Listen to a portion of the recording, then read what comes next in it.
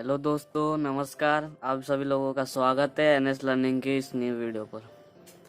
दोस्तों, आज मैं आपको छंद के बारे में बताने वाला हूँ। छंद की परिभाषाएं और छंद के अंग और उसके और मिशन है वो सब आपको बताऊंगा। और क्या क्या इम्पोर्टेंट टॉपिक एग्जाम में आने वाले, एग्जाम में नहीं आते, वो सब के बारे में भी बताऊंगा आपको। चलिए, आने से पहले हम छंद की परिभाषा पढ़ लेते हैं, क्योंकि छंद की परिभाषा पढ़ने भी जरूरी है। तो परिभाषा क्या है इसकी? जिस पद्य रचना में अक्षरों की संख्या, उनके क्रम तथा मात्राओं की गणना आदि विशिष्ट नियमों के अनुसार रहती है और जिसमें यति, गति आदि नियमानुसार होते हैं, उसे छंद कहते हैं। मतलब इसके परिभाषा में बताया कि इसमें जो छंद रहते हैं उसके ऊपर जितने सारे रूल लगे रहते हैं, जितने भी रूल लगे रहते हैं, उन सभी रूलों से छंद कहते हैं। मतलब जितने भी काना मात्राओं और शब्दों में जो मात्राएं लगी रहती है, उन्हें गिनने पे जो नियम लगते हैं, उन्हें छंद कहते हैं। तो छंद के अंग के बारे में जानते हैं। छंद के कई सारे अंग होते हैं। चरण, मात्रा, गति, यति, तुक, लघु, गुरु, संख्या, क्रम, गण। लघु और गुरु दोनों एक ही होते हैं, मैंने अलग अलग लिया, पर दोनों एक ही होते हैं। इनके बारे में हम आगे पढ़ेंगे। पहले आ जाते हैं चरण के ऊपर। चरण किसे कहते हैं? छंद शास्त्र में पाद या चरण का तात्पर्य छंद के चौथाई भाग से होता है। प्राय प्रत्येक छंद 4 चरणों का होता है। प्रथम और तृतीय चरण को विषम एवं द्वितीय और चतुर्थ चरण को सम कहते हैं। मतलब जैसे 4 चरण होते हैं, कोई भी छंद शास्त्र में 4 चरण होते हैं। उसके जो प्रथम और तृतीय चरण ऐसे रहते हैं, जैसे ये इधर भी हमें 4 चरण दिख रहे। तो ये प्रथम और ये तृतीय, ये प्रथम चरण रहता है और ये तृतीय चरण रहता है। तृतीय चरण, ये दोनों चरण विषम में आती है। प्रथम और तृतीय चरण ये विषम में आती है। और द्वितीय चरण और चतुर्थ चरण, ये द्वितीय चरण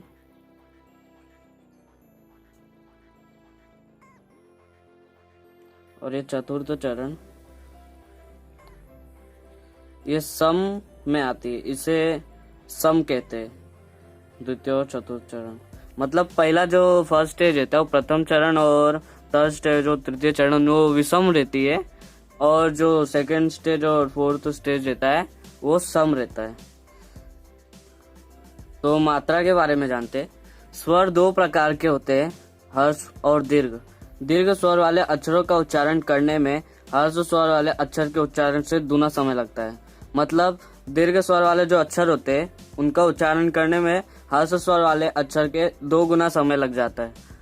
और छंद शास्त्र में हर्ष दीर्घ को मात्रा कहा जाता है। हर्ष स्वर वाले अक्षर को लघु कहा जाता है। लघु में उच्चारण में लगने वाले समय की मात्रा 1 होती है। उसे इस चिन्ह से दर्शाया जाता है, जो एकदम सीधी चिन्ह रहती है, इस चिन्ह से दर्शाया जाता है।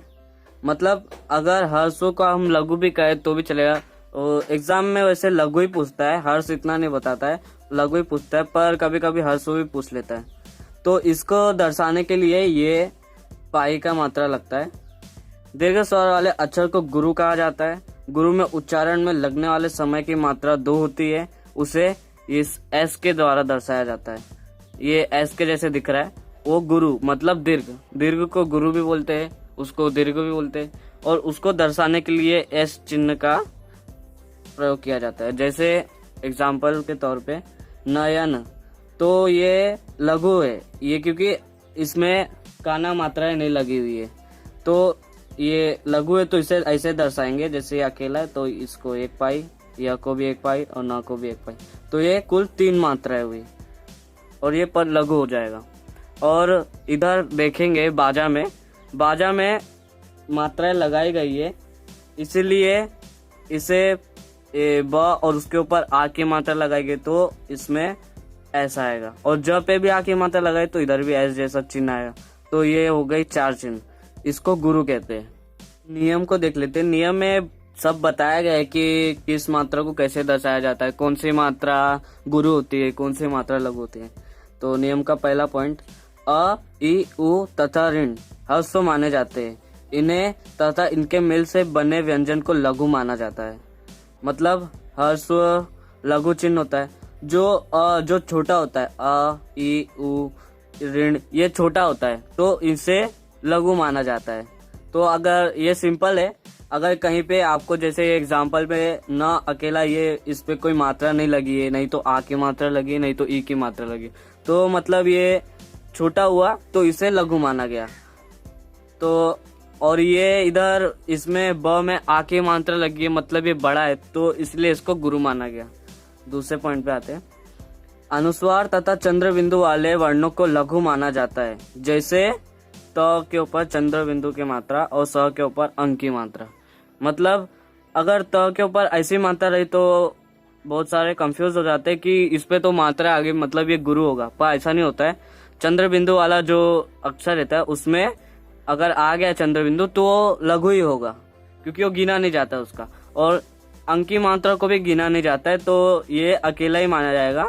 संसार मतलब ये सिर्फ एक, ये लघु माना जाएगा, ये गुरु माना जाएगा और ये लघु माना, ऐसा होता है। तीसरे पॉइंट पे आते हैं। ए, ऐ, ओ तथा औ संयुक्त स्वर है। इन्हें तथा इनके मेल से बनने वाले व्यंजनों को गुरु माना जाता है, जैसे सौरभ और रोशनी। ये गुरु वाले संयुक्त स्वर होते हैं, ये बड़े स्वर है इसलिए इन्हें गुरु कहा जाता है। जैसे अभी किसी पे भी सौरभ पे जैसे ओ की मात्रा, औ की मात्रा लगी है तो ये बड़ा हो गया, तो इसमें गुरु लगेगा। और आगे र और भा, इसमें कोई मात्रा नहीं लगी है तो मतलब ये लघु ही रहेगा।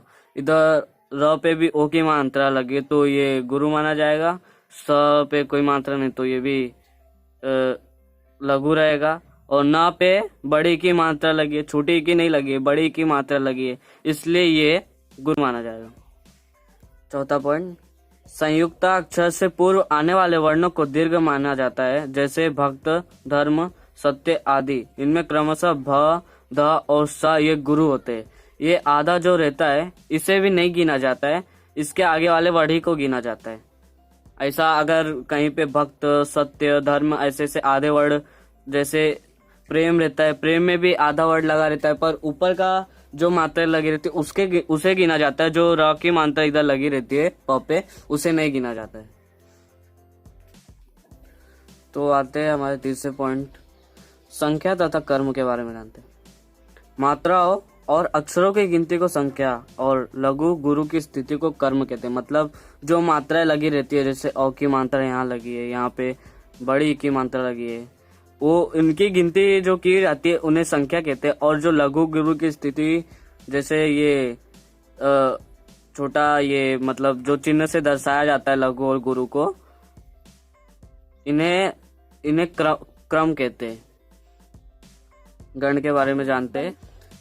मात्रा और अक्षरों की संख्या तथा कर्म की सुविधा के लिए 3-3 अक्षरों के गण बनाए गए, जैसे यगण, मगण, तगण, रगण। लास्ट में जो गण है, यहाँ पे भी गण है, यहाँ पे भी गण है, यहाँ पे भी गण है।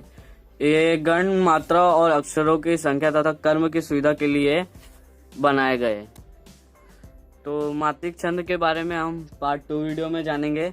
पार्ट 2 वीडियो के लिए आप हमें प्लीज लाइक, सब्सक्राइब और अपने सभी दोस्तों के साथ शेयर कीजिए, ताकि हमें आपके लाइक से मोटिवेशन मिलेगा और जिससे हम आपके लिए पार्ट 2 वीडियो बना सकेंगे। तो मिलते हैं मात्रिक छंद के पार्ट 2 वीडियो में। नमस्कार।